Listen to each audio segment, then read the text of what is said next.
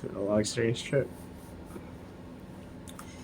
Got chased around by radiation gang for 6 months. Or on me probably longer. First it was just a few.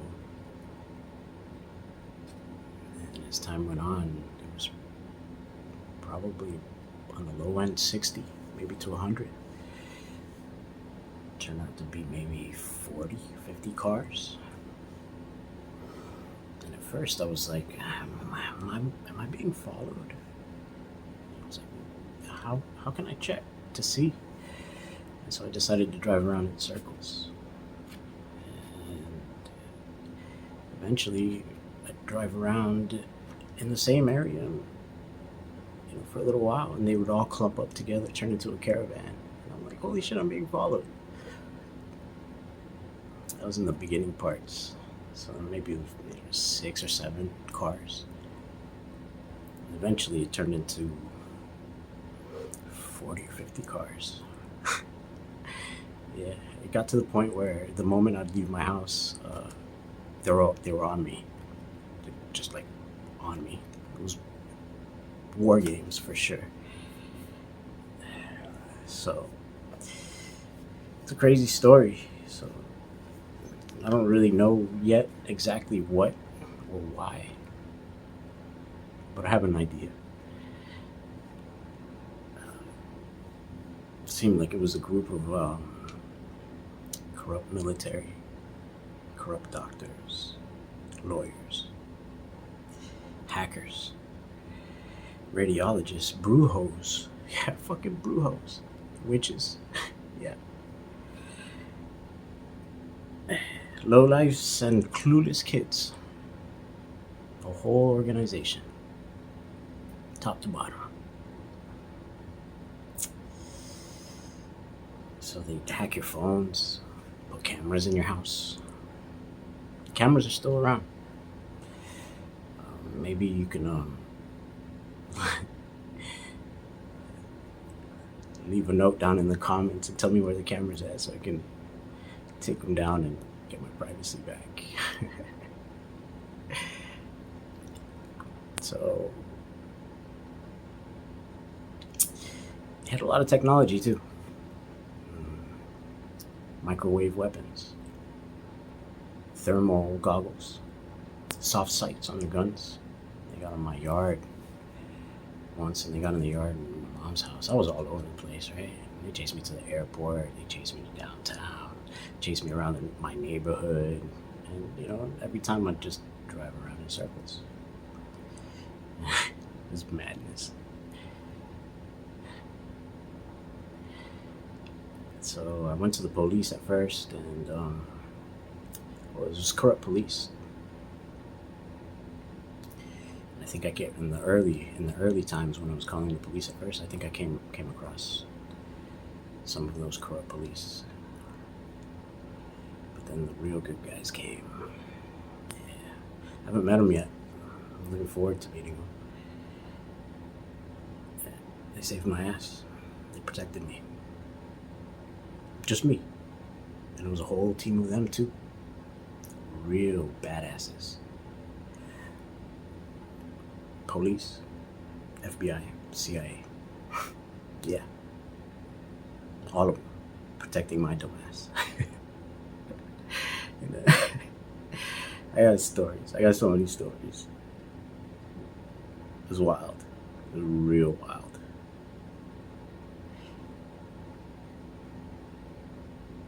And so what I think they were doing is they target people that are isolated. I've spent a lot of time on myself. A lot of my family passed away in the past couple of years. And so I spend a lot of time alone. So first they hack your phones, and they keep tabs on you, right? They also hacked all those little cheapy phones in Walmart and CVS and the dollar store. They'd go buy them, and then they'd hack them, and then they'd go and put them back on the shelves without returning them. So it created a whole surveillance operation on the town.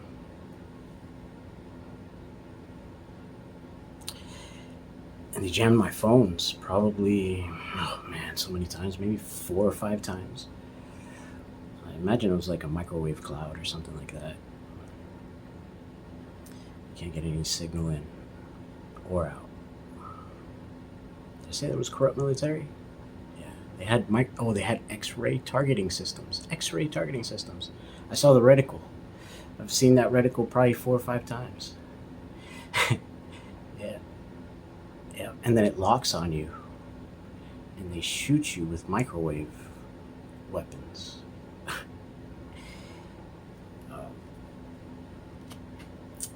I started to have the effects of cancer in my nails. My dad had cancer when he was dying, and so I knew what it looked like. And so in your nails, they start to get crusty, and the skin gets hard, and it peels off. And I was like, man, what's going on?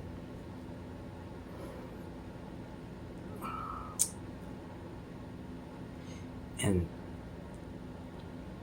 I don't really remember how I figured out how I was getting hit by microwaves.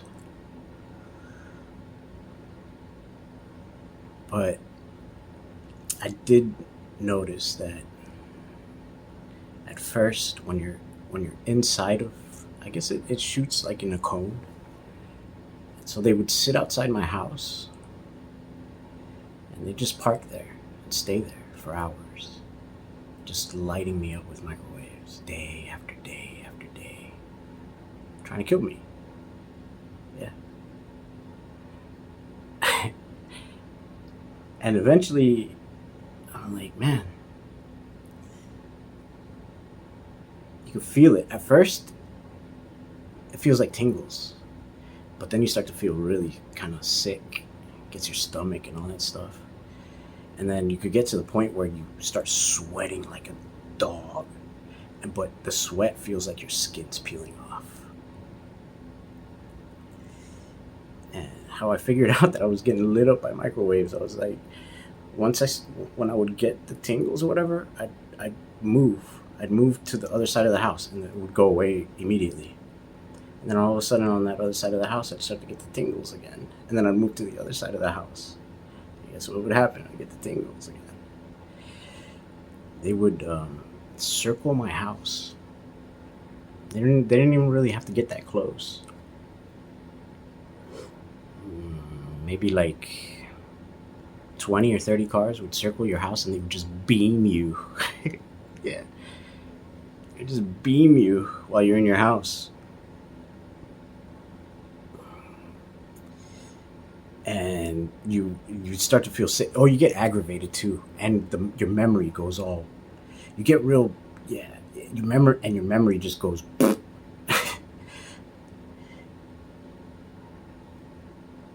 And you just know. And then I'd come out of my house, and guess what?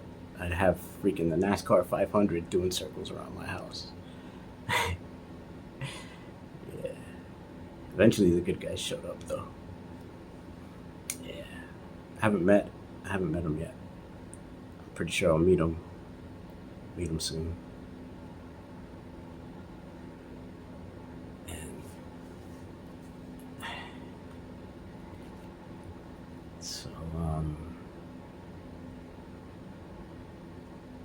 so yeah, I imagine their whole grift was it was an intelligence operation for sure. They compromise all of the technology in your house. Those hackers can take your house in maybe 30 minutes. Everything. Security cameras, your computers, your phones, everything. So now, whatever you have, they have you under surveillance. And I remember I was on one of their little hackaphones, and I was trying to fix one of my accounts, and I popped my social security number in that account.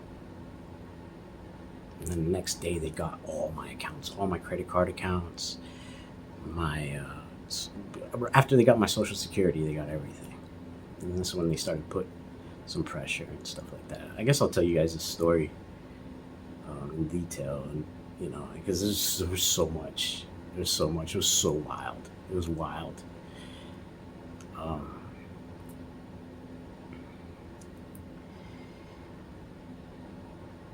so I went to the police, and at first, I came across. I think I ended up coming across some of the corrupt police, and they didn't want to do anything.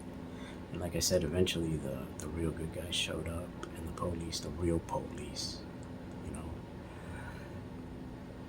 FBI, CIA, and the police, man, fucking the best people that you can fucking possibly imagine. And they protected me for like 6 months. The baddies were on me, and the undercovers were on them. And we were driving in circles around town. While the police collected evidence on the baddies, I had fun joyriding around town. So I remember when I first noticed that the good guys had arrived. I guess I'll tell you this story. So I was driving. It was a morning. It was a beautiful morning. Winter. It was the cool weather was starting to come in. So I was like, oh, it's a nice day to drive around. Let's go drive around in circles. I ended up in the psych ward for a week. I ended up in the hospital, restrained.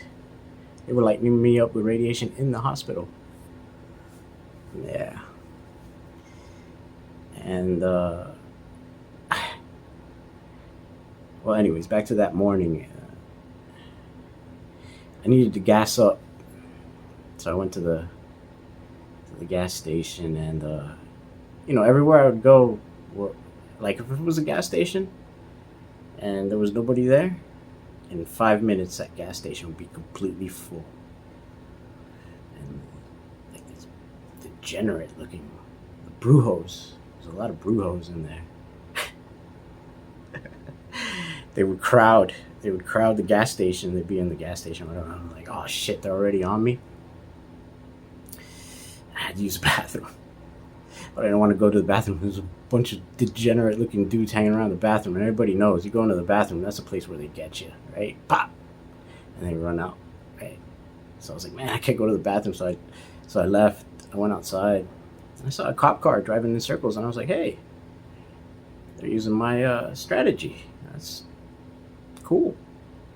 I was like, oh man, but I need to use the bathroom. So I went back in, and I was like, they were still hanging. Like there was a dude filling up a big gulp for like 10 minutes. And the big gulp was the big gulp thing was right next to the bathroom. And there was a couple of guys like standing by the door of the bathroom, just waiting for me to go to the bathroom. And I was like, nah, man, nah, it doesn't, nah, you ain't get me with that one. So I was like, let me go buy some chicken wings and sit in the car and figure out what the hell I'm gonna do. And so I pumped some gas,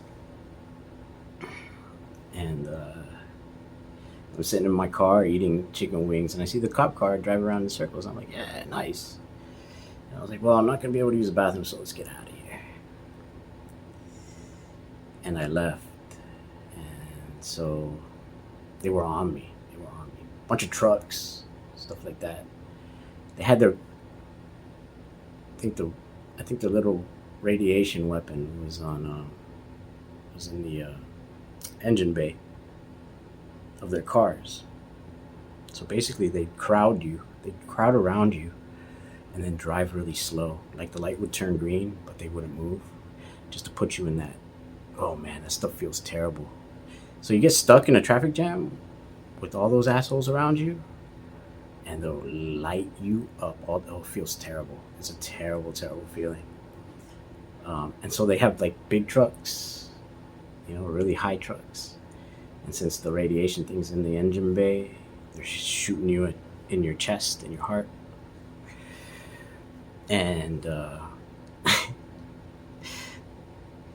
would light me up. And I was like, oh man, this is a horrible feeling. That day, Was it that day? No, the day that I got stuck. It was before that. The day that I got stuck in the traffic jam.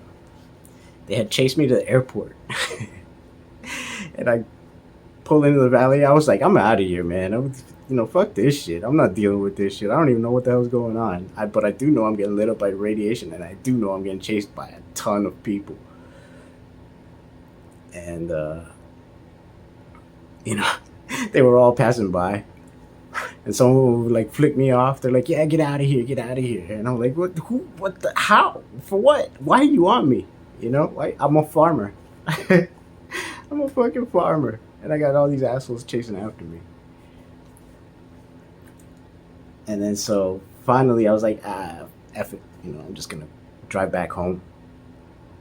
And I drive back home, and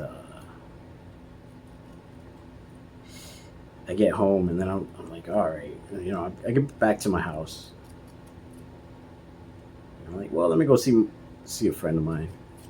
And then when I go see my friend of mine, guess who's there? The whole fucking gang.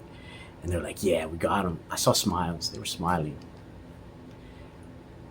And they were like, yeah, we got him now. Because I went to a place where there's always traffic jams. So with them and the regular traffic jams, they were like, yeah, we're gonna get you now. And I got stuck in the traffic jams with those assholes, man. And they made traffic too. Towards the end, it was wild. But like I said, I'll tell you the stories in detail later on. Anyways, back to the other day when we were eating chicken wings. So I leave, and I'm driving around, and they're on me.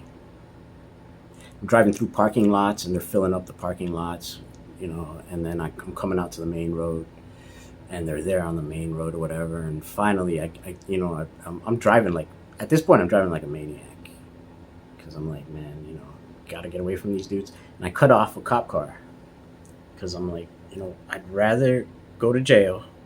I'd rather he pull me over than deal with this nonsense. At least I could report it to the police.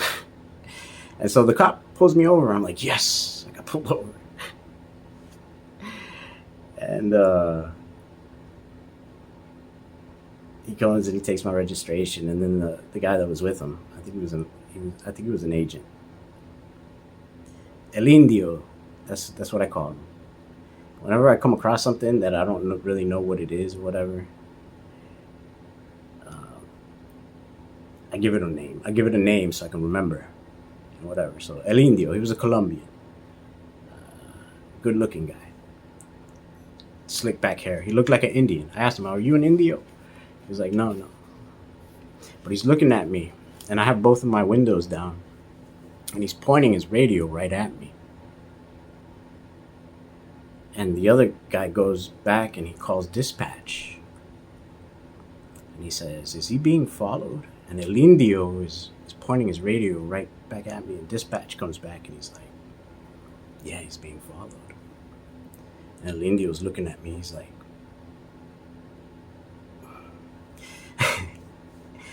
and then so the good guys arrived. I felt like I was in a war behind enemy lines. And they came. It was like Saving Private Ryan or something like that. And I was like, are you for serious? And then another unmarked car comes behind me, and he whips out a Geiger counter to show it to me. And I was like, holy shit. And I was like, I go to the El Indio, and I was like, "You see that?" And he looks at it, and he looks at me, and he's like, and I was like, wow, the good guys are here. I haven't met them yet. I'm sure I'll meet them. I mean, we had some leftovers today. Today I had a little bit of leftovers. They're taking out the trash. They already knocked these lowlifes, scum. They already took them out. We just gotta take out the trash now.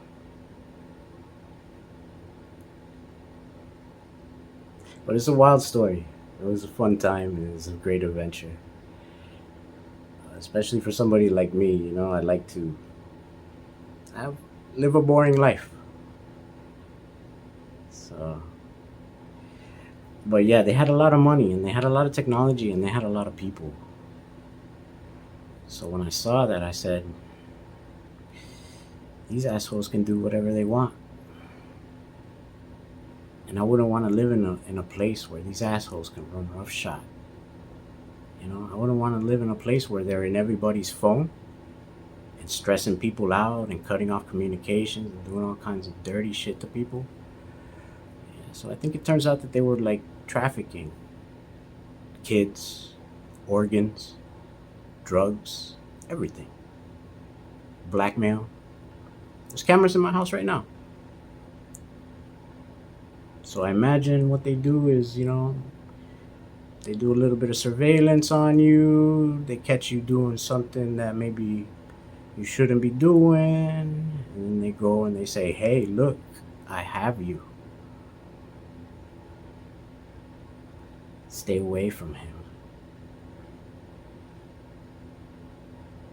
And so they compromise your entire perimeter. And when they compromise your perimeter, then they go after the people that are around you. And then they isolate you. And so now you're just one person. And then they take out insurance policies on you. So that when they kill you, they get paid. There's probably pornos of me jerking off, me playing piano, all kinds of shit. They make money that way too. But I'm shameless, so I know very clearly that I am a sinner amongst sinners. So you couldn't blackmail me even if you tried. So they made their money off my pornos. I haven't seen them yet. I'm sure you have. And so once they were done making money off my pornos, they're like, okay, it's time to kill them. So then they sent the dudes into my backyard and shit. I was ready for those scumbags. I already know how this shit works.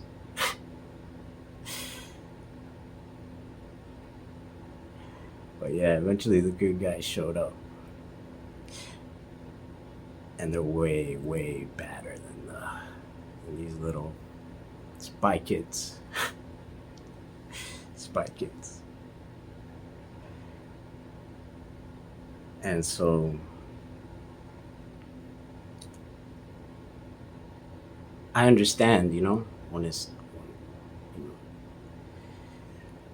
you have to do things by the law, you have to collect evidence and things like that. So, I understood that it was going to take time.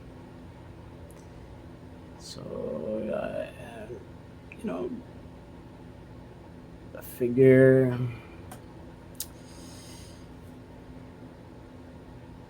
so let's get them. Because if they could do this to me, I wasn't going to let them do it to anybody else again. They were already the bottom of the barrel. If they could freak me out the way they freaked me out, I'm sure that they had already done it to other people. And I was ready to give it all up. I don't want to be around that. I don't want to live around that. I don't want to live in a world where that's easy to do. Yeah.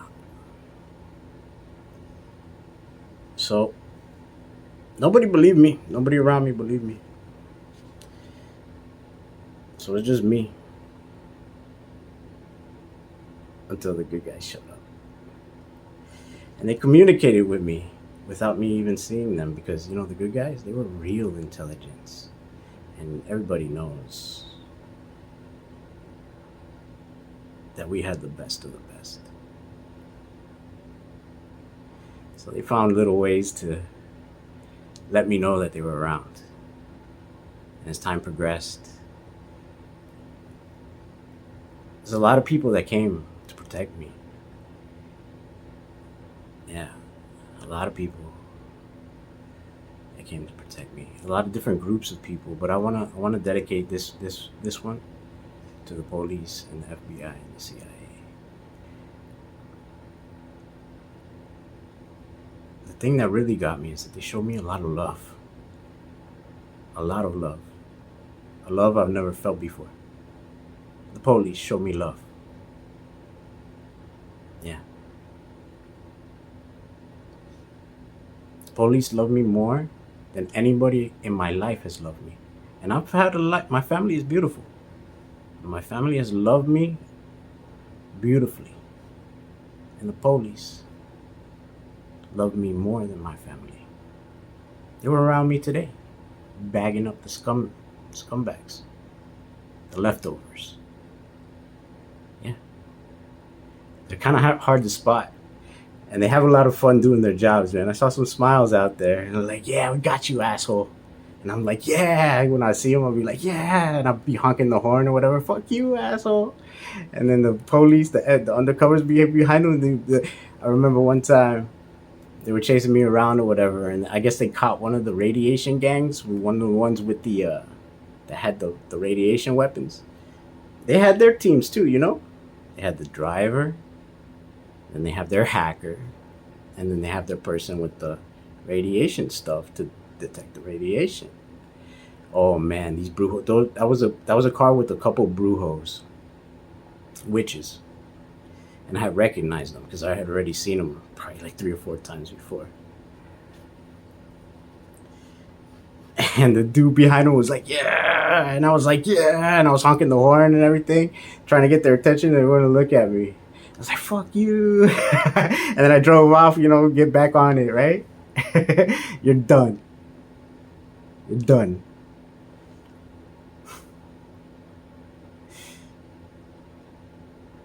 So that was mad cool, seeing them have so much fun bagging up these assholes. But what really blew my mind is how they show me so much love. And in a very special way. And I don't want to get into that because there's a lot of different groups of people that came to my assistance. But like I said, I want to make this about the police because they don't get a lot of love from us. And a lot of them came to help one man.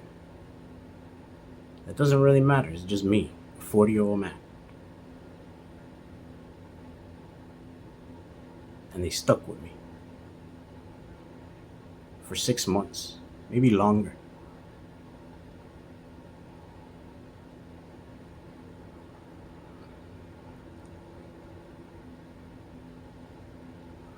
So you can never tell me fuck the police ever again. Because those people showed me more love than the people in my life. And they stuck around. And I still haven't even met them.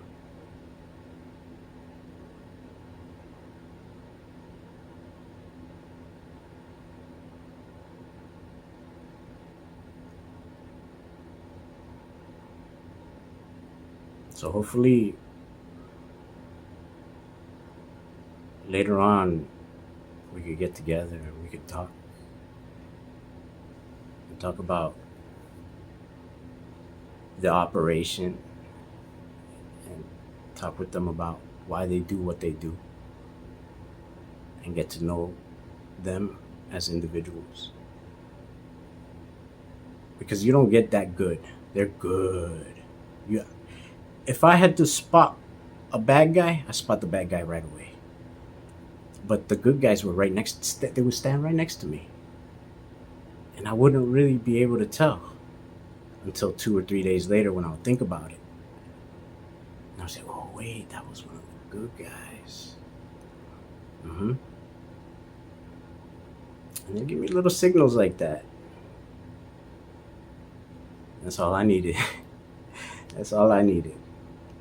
They were around. And wherever the bad guys were, they were right there, right with them. I probably almost died maybe like 8 times. Dudes with soft sights in my backyard.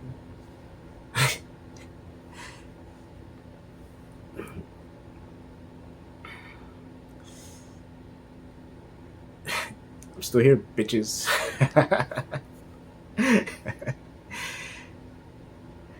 Yeah, I gotta give these cats mad props. They don't get enough credit. There's an ancient saying: the samurai worship strength, because strength is the foundation of all other virtues. Mhm. So in a society, the strength that lets us, me and you, go to the club, have a nice barbecue, go for a walk without having to worry about anything, is the police. They're the foundation of everything else that we can enjoy.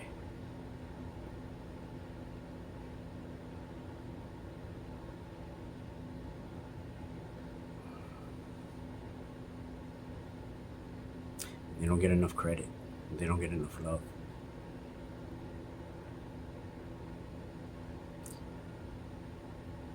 And then not only are they the strength, but they have love like no other. They're the best kind of people that you can imagine. But you wouldn't know that.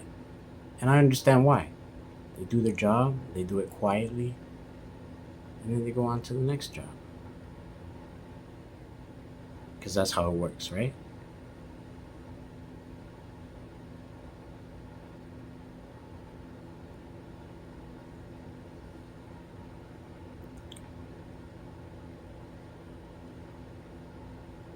So you never really get to know what they do. You know how they say when everything works, nobody can tell. But when everything falls apart, it's obvious as hell. So we got to be careful when we don't appreciate these people who protect us. Because you're not gonna be able to tell. It's just gonna be a regular day. But it's a regular day because they're there. Looking out for you and me.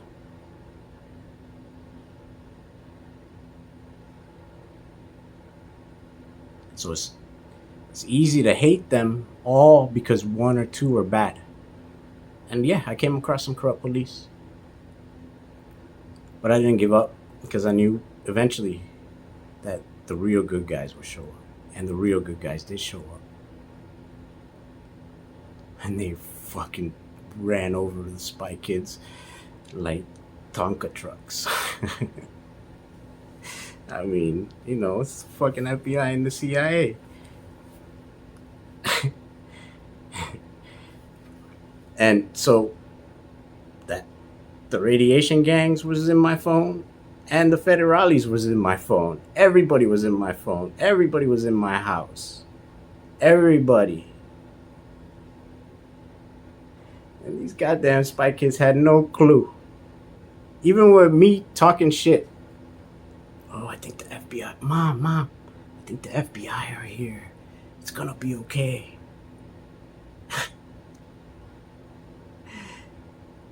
And these motherfuckers got ran over. So yeah, I think we just got a little bit of leftovers to take care of. But I owe these dudes my life, man. A lot of women too. Beautiful women.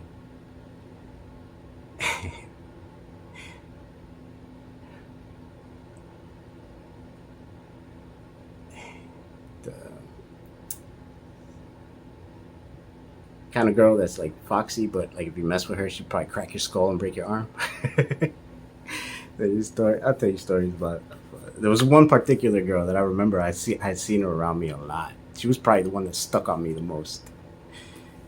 She was cool as fuck.